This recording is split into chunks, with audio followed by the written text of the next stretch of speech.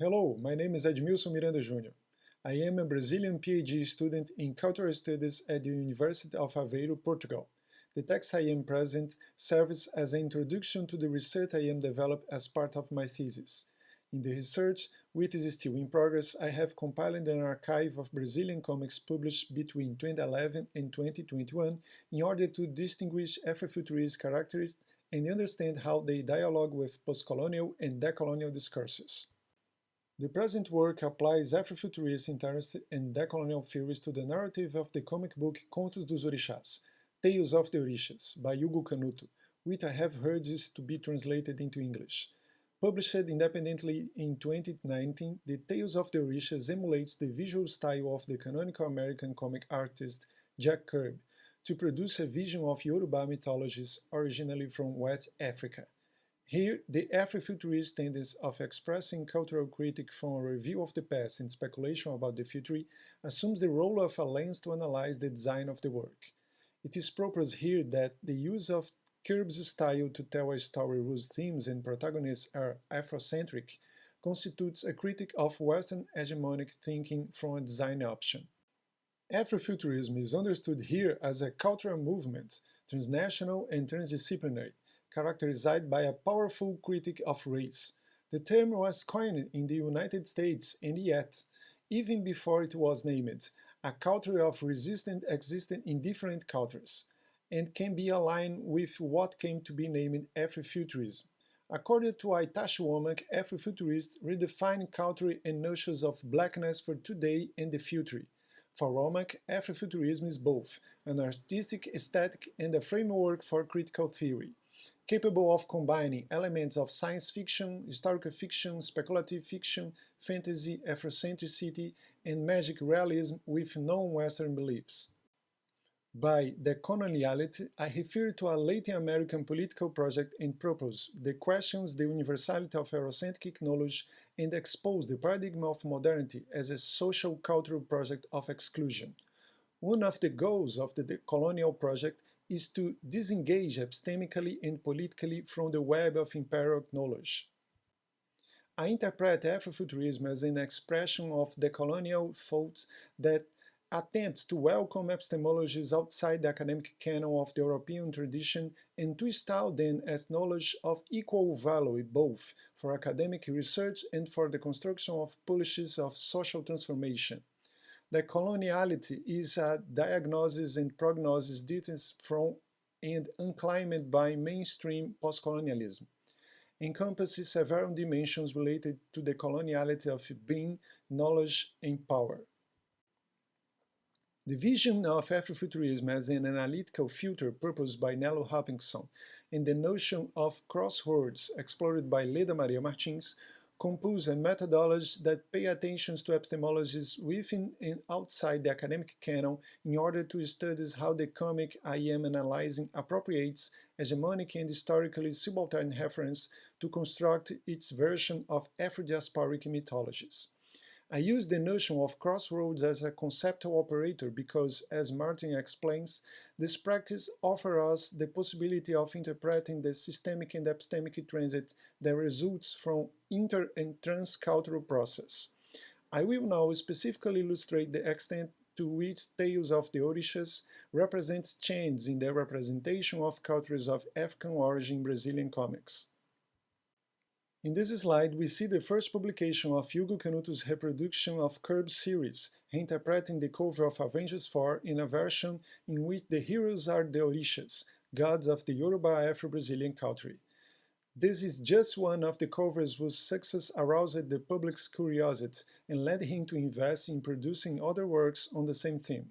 In Tales of the Orishas, the structures of the Yoruba myths are challenged by a new vision of the future, presented in reference to Jack Kirby. In this sense, Canuto's work in Tales of the Orishas updates the notion of the future that existed in the dynamism of Kirby's line, aligning itself with Afrofuturism.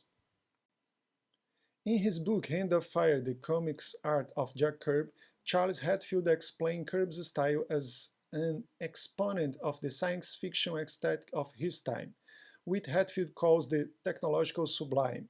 something that refers to the use of high-tech motifs to represent vast force that not only are ineffable and awful in the original sense of the word, but also may result in shock, estrangement, or madness.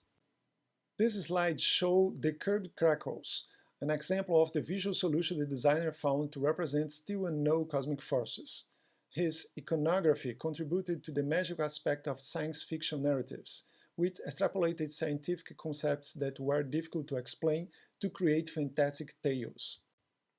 In this slide, we see Canuto appropriate the lines and concepts present in the imagine to build his version of the fantastic figures of his mythology reference, in this case the Yoruba mythology transformed during the African diaspora in Brazil. Next to Odin, drawn by Kerb, we see Ogun, the Orisha lord of iron and technology, drawn by Canuto.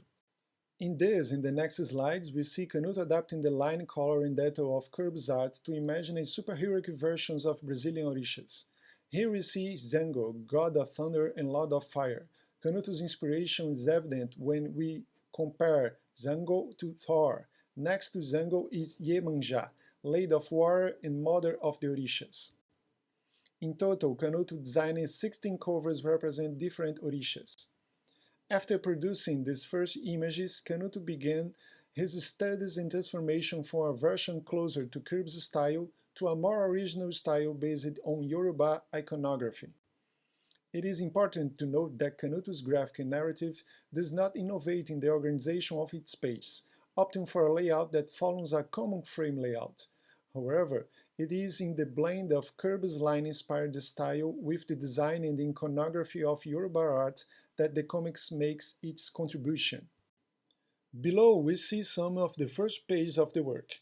We can see Kerb's line giving way to something closer to how human figures, texture, and landscapes are represented, directly in dialogue with Yoruba iconography.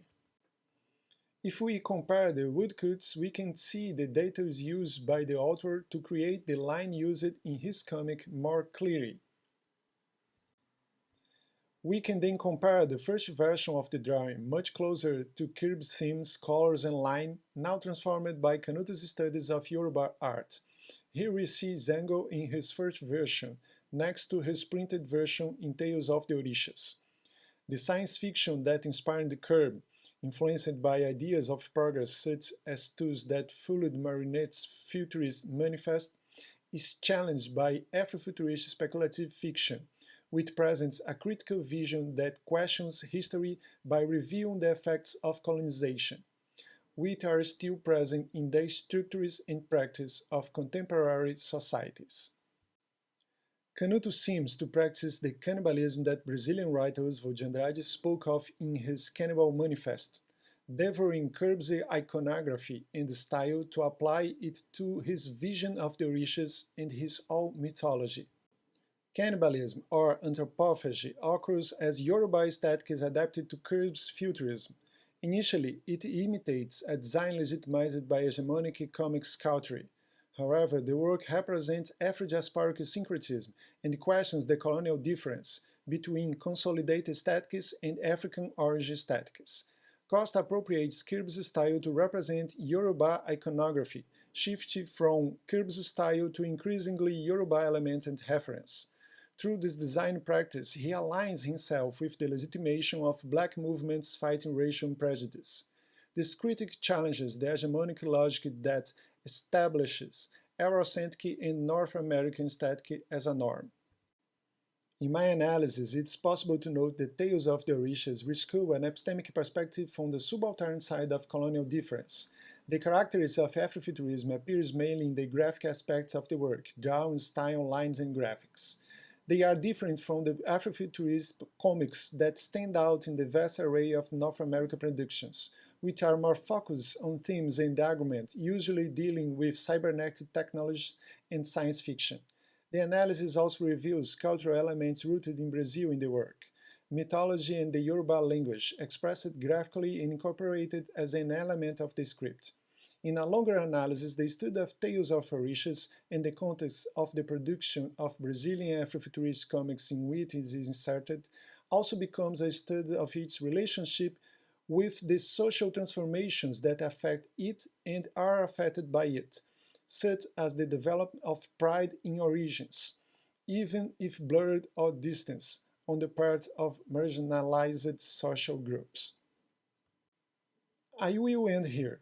Thank you for listening to me and looking forward to any questions, criticism, and suggestions that may arise during the debate. Thank you.